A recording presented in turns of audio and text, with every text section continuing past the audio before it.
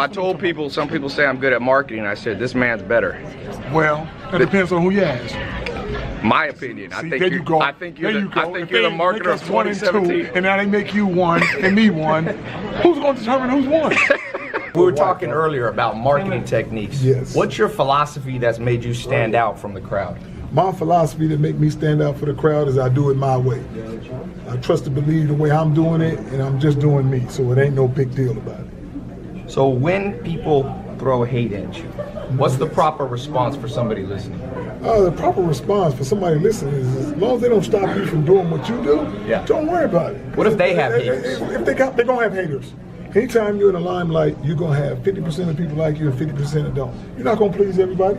Yeah. And you're not going to have everybody hate you, because some people are going to be like, you know what, I like what they're doing. I like what they're doing, but you're not going to please everybody. But if you get stuck on having haters be like, oh man, I don't like that guy. As long as you ain't doing nothing bad and have no bad vices, you fine. As long as you ain't hurt nobody and doing nothing stupid, keep going forward. Yeah.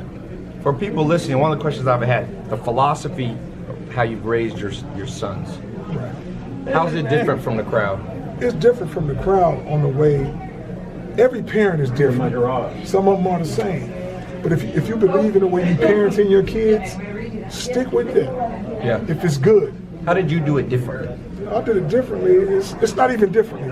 You know, it's the same as a lot of people. It's just I'm in front of the camera and my boys are successful. It's a lot of other kids that's successful in some other things, and their parents get behind them. But the fact that my boys are all super talented, that means I spent a lot of time with them, and I got behind a passion that they love. And when you do that, you're gonna come out pretty successful. I think the unique thing is sometimes fathers have pushed their kids, like the Jackson 5, but the kids don't love the father back. But I can tell your sons still have the connection to you. They still have a connection, because I made this stuff. It's not even about being overbearing. It's about having fun. If you make this fun to your kids from day one, I ain't saying wait till they get to making some money and say, oh, now it's fun. It's not even about the money. It's about my boys having a passion. This is what I say the key to life is doing something that you love to do and you happen to get paid for. You won. Because after you done made so much money and you have bought everything you wanted, what's left? If you don't have a passion for nothing, you're just sitting with a lot of money. And guess what? Now you got some bad vices to say, you know what? I need something to get me over this high. I need to drink. I need to smoke. I need to do something to give me a buzz and say, oh, this is it. Boys ain't like that. My boys is on one goal, to be the best players in the world. So your son, what do you tell him now? He's playing for the Lakers. The Lakers are doing better than they've done in years. The Lakers what do you tell? The Lakers are losing right now. They suck right now. And like I said, it's a very fixable problem. Here's the thing, man. What's the fix? The fix is let my boy play. He's a special player. He's always been a winner. And you'll lose him out. You keep getting all these losses, but he can't win a game if he's just sitting on the bench. And then they bring him in with 5 or 6 minutes left in the fourth quarter, talking about, man, save us. If you look at how many games they done played already this year, look how many games Lonzo has started the fourth quarter and ended the fourth quarter. Now, we've seen this story before last year. They didn't get enough wins. There's a reason. We're doing the same damn thing over and over. Let's get a guy who everybody, all these tickets and all these people here, they see it here to see one guy. And I'll say who they're here to see, because they was here last year and they wasn't coming like this. You bring my son to the table and guess what? I ain't about that losing. And I ain't scared to tell people, if you're dribbling too much, pass the ball. If there's people in front of you, pass the ball. It's very easy to sub, not sub blindly. This is when you sub. You're tired, sub. You're not doing your job, sub. That's how easy it is. It's not going in there with a preconceived notion like, I'm gonna let this guy play 10 minutes, 5 minutes, I'm gonna bring him in at the 3-minute mark. You don't even tell the floor of the game. Every game is different. So if you want to get a guy in there for 4 or 5 minutes, guess what? Maybe he don't play this game, I get up by 20 and you play 10 minutes the next game.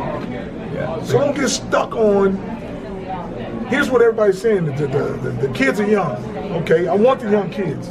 You give me a bunch of young pros, my record be better than this on the fact that I'm 50-something years old and I know the game. But if you got some guy 30, you maybe not experienced enough. Maybe stop talking about the players are so young, and maybe it's the coaching experience is young. Yeah, nobody don't want to say that, but I'll say it because I'm 50 years old and I know the game. You give me those guys and I guarantee you they'll be in a much better position than this is, because you're not playing the guys, you're not getting the best out of a lot of people. It's just like you get you a Rolls Royce, man, and you go have a 10-cent dude tune it up. It's going to look like a beautiful car. The Lakers are a beautiful franchise. it just, if you don't have the right spark plugs in that thing, this is a waste. You just got a bunch of young kids running loose. You don't know how to get the best out of none of them. Yeah. Because this system right here is not getting the best out of Zoe. He can make every pass on the court. He can make everybody effective. But when he takes off and you want to play fast, if I look back and I play, let's say I got my boy playing a game. If I got 4 people behind him, all 4 of y'all coming out because you ain't running fast enough.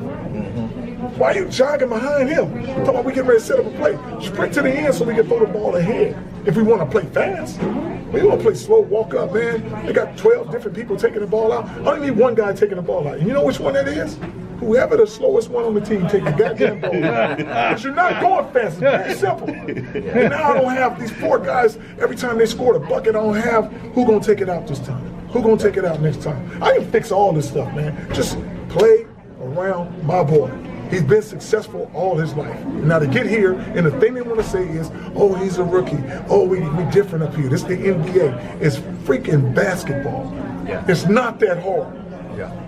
Sometimes less coaching is the best coaching. You think they're overthinking it? Just let them play. They're overthinking it. It's not even about just letting them play. Sometimes you got to tell guys that you don't want to tell, hey, stop all that goddamn dribbling and trying to do your move. I know that you made 4 buckets in a row, but it's going to play on in the game. When you're trying to go one-on-one, you're going to lose. And if you got 3 guys on the court that are scorers, they're going to go one-on-one and you're going to lose because there's no more team flow.